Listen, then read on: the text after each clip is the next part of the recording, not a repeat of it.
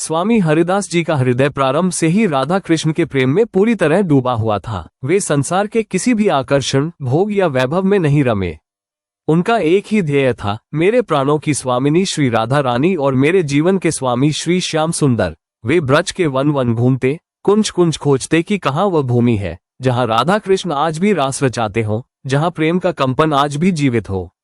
एक दिन स्वामी हरिदास जी गहन साधना के बाद ध्यान में लीन थे। उनका ध्यान इतना गहरा था कि संसार और शरीर की अनुभूति ही मिट चुकी थी। तभी ध्यान में उन्हें एक दिव्य स्वर सुनाई दिया, हरिदास, वृंदावन की उस भूमि पर चलो जहां रात्रि में हर वृक्ष नृत्य करता है, जहां राधा कृष्ण आज भी मेरे संग रास रचाते हैं। उस भूमि को पहचानोगे, वहां की माटी सुगंधित होगी, वृक्ष टेढ़े होंगे और एक विशेष कंपन तुम्हारे हृदय को भीतर से खींच लेगा। स्वामी जी की आंखें खुली। उन्होंने तय किया, अब उस भूमि को खोजना है। स्वामी हरिदास जी ब्रज की गलियों, वनों और निकुंजों में भटकते रहे। दिन निकलता, रात ढलती, पर खोज जारी रही। वे जहां भी रुकते वही ध्यान में बैठते और ईश्वरीय संकेत की प्रतीक्षा करते। एक दिन वे वर्तमान वृंदावन के दक्षिण पश्चिमी हिस्से में पहुंचे, जहां अब निधिवन स्थित है। उस समय वो जगह एक सुनसान, अजीब सी भूमि थी। वहां के वृक्ष बहुत छोटे छोटे और झुके हुए थे, जैसे नृत्य की मुद्रा में हों।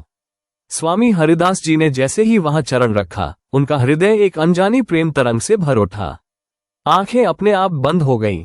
स्वामी जी ध्यान में बैठ गए और अनायास ही एक अद्भुत दृश्य प्रकट हुआ। रात्रि का समय था, चांदनी फैली हुई थी और उसी भूमि पर राधा रानी और श्री कृष्ण के संग असंख्य सखियां रास रचा रही थी।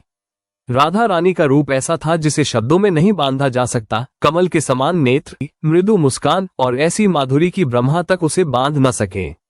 श्याम सुंदर मुरली बजा रहे थे और राधा रानी के चारों ओर रास मंडल में लीलाएं हो रही थीं। स्वामी जी का शरीर पुलकित हो उठा। ये केवल ध्यान नहीं था, ये साक्षात दर्शन था।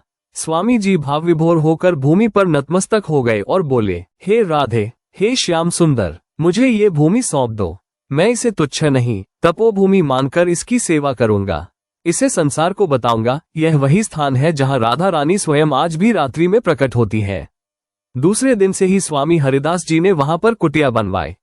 नित्य भजन, ध्यान और सेवा प्रारंभ कर दी।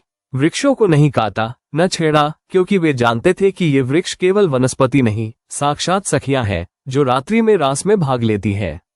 उन्होंने इस स्थान को नाम दिया निधिवन, अर्थात वह वन जहां राधा कृष्ण की निधि छुपी है।